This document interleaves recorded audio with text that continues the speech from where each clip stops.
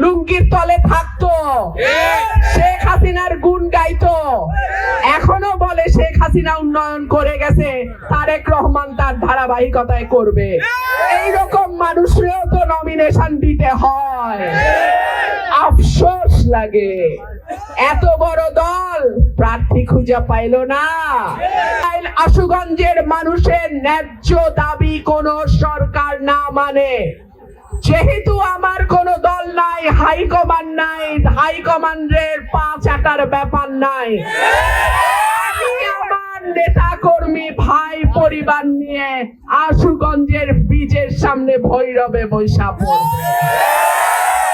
সুতরাং সরকারে যেই আসুক, ইনশাল্লাহ ব্রাহ্মণবাড়িয়া 2 কে গই নাই তাকে রাজ্য পরিচালনা করতে হবে। দল গোলামি করতে পারে, সরাইল আশুগঞ্জের ভোটার গোলামি করে না।